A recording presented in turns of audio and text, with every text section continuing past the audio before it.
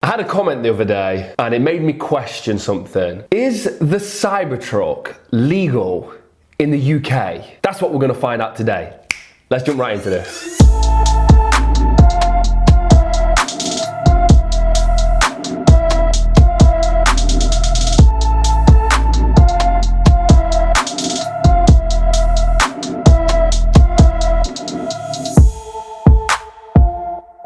Guys, if you can do me a massive favor, please like the video, and if you like this kind of content and you want to see me doing content with the Model S and the Model 3, please subscribe for more and hit the notification bell. So there is actually quite a lot to cover when we're talking about if we will see the Cybertruck in its current form on the UK roads.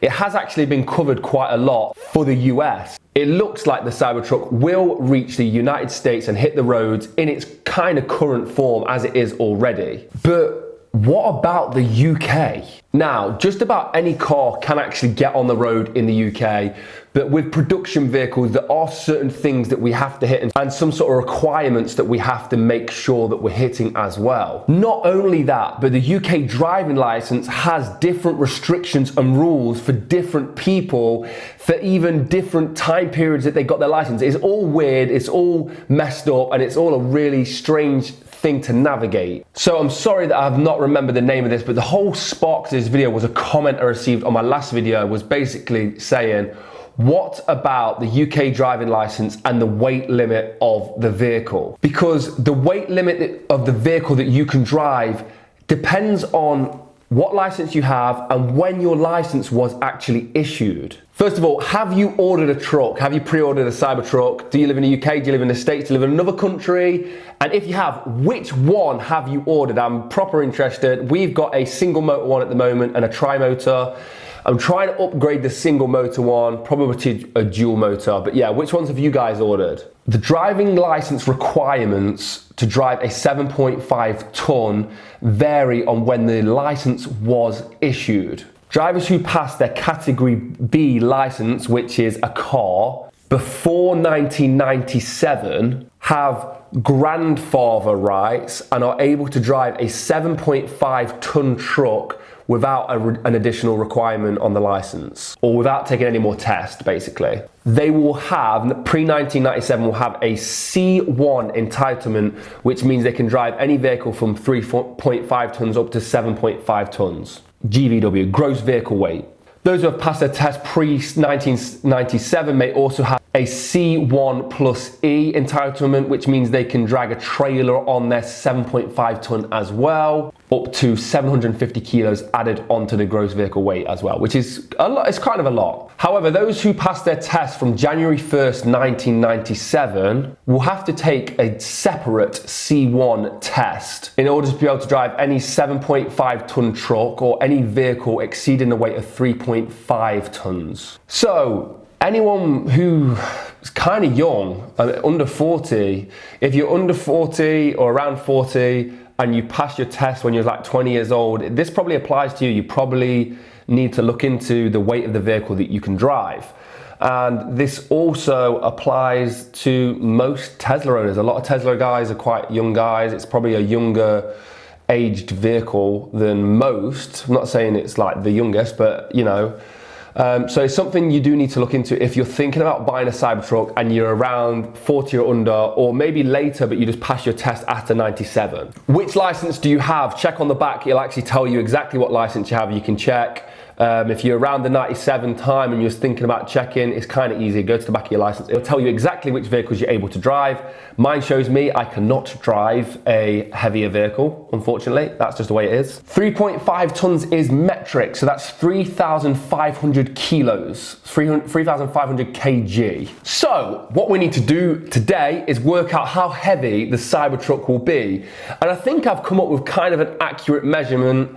I might be wrong, and I'm slightly overestimating just to, I don't know, put the feelers out there as a worst case scenario. So the Cybertruck has 3 models. Of the 3 models, the one I'm going to start with, the weight limit I'm going to start with, is the dual motor, because already figured out that the single motor will be within the weight limits quite easily and quite comfortably, in my opinion. But let's look at this. As the name suggests, it's a dual motor and has 300 miles of range. So I think we have extremely similar internals as a Model X performance. So the X with a 100 kilowatt hour battery is capable of 315 miles, and the 300 mile range of the Cybertruck suggests possibly a slightly larger battery pack than the X. Now it could be the same if battery technology is better, but maybe it's slightly larger. I would suggest 110 kilowatt hours to 120 kilowatt hours in the dual motor Cybertruck. The Model X weight, that same vehicle, is 2,459 kgs, a heavy vehicle. So we need to ask ourselves, what does the steel body and the way the Cybertruck is built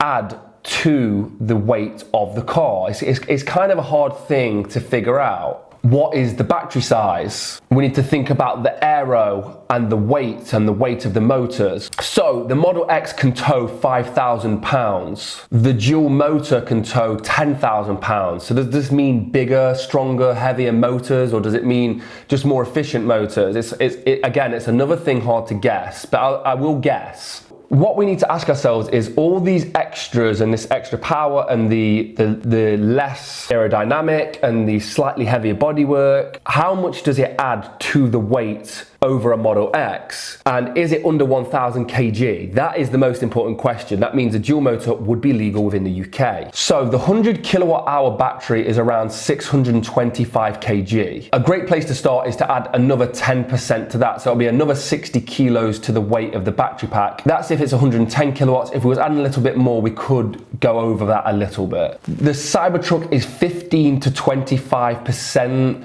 bigger than the Model X. So that's how I'm going to work out the weight of the body. And the motors are similar. So we're going to keep this the same. So what we're going to do is take away the weight of the battery pack in the Model X and see what we're left with. That leaves us with 1,834 kilos for an empty shell, well, Model X without a battery pack. So let's take a percentage of that, between 15 and 25%, because of the size difference in the Cybertruck. And that's anywhere between 275 kilos to 460 kilos. Now I know they're a big difference, but let's add that up. So at the moment, with all that added up, with the 25% bigger and the 20% bigger 120 kilowatt battery, we're looking at around 3,100 kg. And in my opinion, that's probably quite close. The only big difference that could really change that is the weight of the steel body.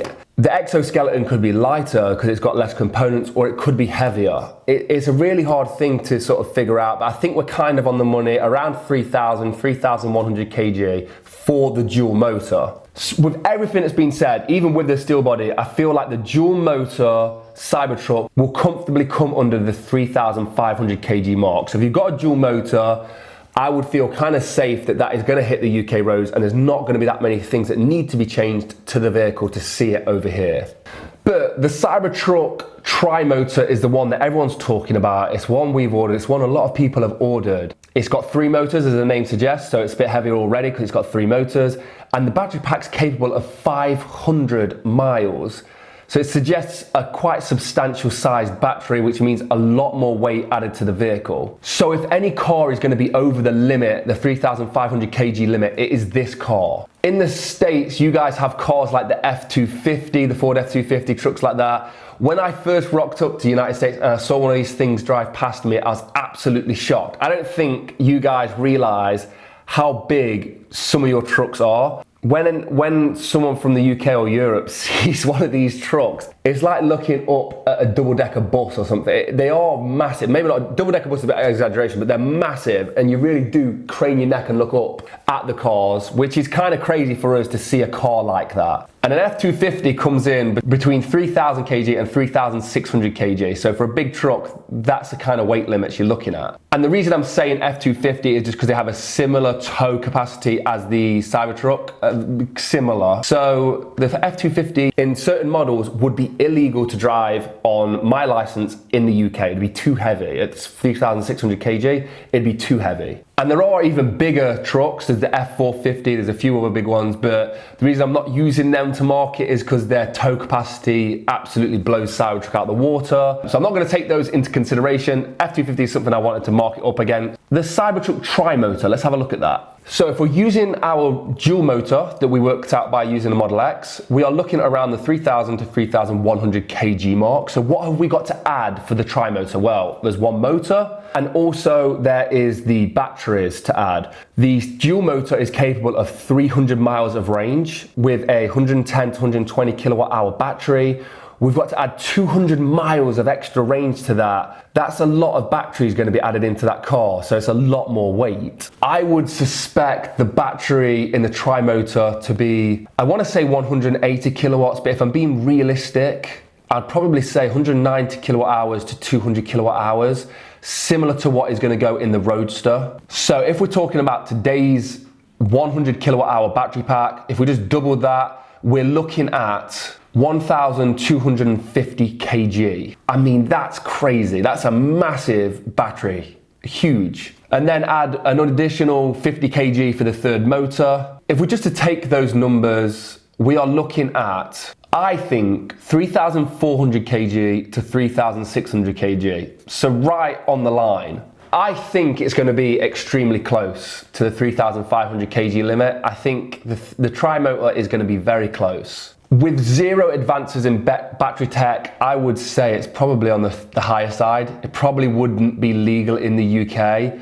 By the time the Cybertruck hits UK shores, Tesla's battery tech, I think, could possibly tip it into the legal 3,500 kg realm. The thing is all different countries have different weight limits, but if Tesla are aware of the 3,500 kg limit, I think they will work around a few things if it's only 100 kilos either side to try and get it into the legal limit. But that depends on demand for the car over here. It depends if people want the tri-motor over here as much as they want the dual motor. Is it worth the effort of trying to get it a little bit lighter?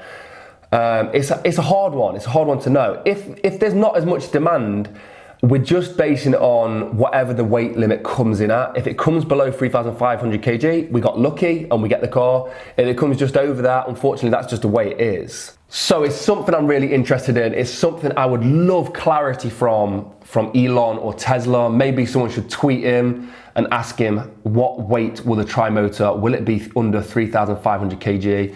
Elon's very good at paper napkin calculations. He could probably tell us right now off the top of his head to the 50th kilo what the Cybertruck's going to weigh. When I was at the Tesla delivery center, I spoke to somebody about the Cybertruck and I asked whether they thought it would ever hit UK soil, and they said without a shadow of a doubt. There's just been so much demand that it definitely will be here. So there was no shadow of a doubt in their mind that the car will be here, the truck will be here. But who knows if we will see the tri-motor. And there is this little disclaimer I have seen on the Tesla website. This is something that I think people have missed at the moment, and unfortunately I'll share it with you guys. It says, all configurations are US specification only. Global specifications will be developed at a later date based on demand. Now, I think that was wrote before they realized how much demand there was from around the world, but something to think about. Will we see the tri-motor? I do wonder about that particular model. I think a lot of it with the tri-motor is going to be based on look. Obviously, I think the cars are going to be developed mainly with a US customer in mind. That's what the truck is for. And if it comes under the 3,500 kg mark, that is it. We get lucky, we get it in the UK. If not, unfortunately, we probably will only see the dual motor or maybe a variant of an extended dual motor, extended range dual motor, or maybe a less ranged tri-motor. The way Tesla like to mass scale these things, they will probably prefer to be selling the same units that they're already making. They don't want to develop like a special model just for the UK or whatever. It'd just be too much hassle for Tesla. I'll head over to Twitter and I'll tweet Elon right now. I'll find my phone, I'll tweet Elon. You guys do it too. Ask him out loud, what are we going to see in the UK? It'll be very interesting. But As I said, this was inspired by a comment in the comment section. So, what do you guys think? Do you think we will see it in the UK? Do you think we're going to see the tri-motor in the UK? I'd be interested in finding out your opinions. I know the comment before suggested that maybe we won't. I think the dual motor's okay, single motor's okay. Tri-motor is going to be a bit iffy. It's going to be tight. We will find out. Maybe they will allow it, the UK orderings, but it will just be for people who have got the Class C1 license or whatever it is, and maybe I'll just have to take that license to be able to get that truck, which I will do if that's the case. I'll take the license. I don't think they'll do it like that because it's outdated. It's an outdated way of thinking on the license, and it's just a lot of hassle.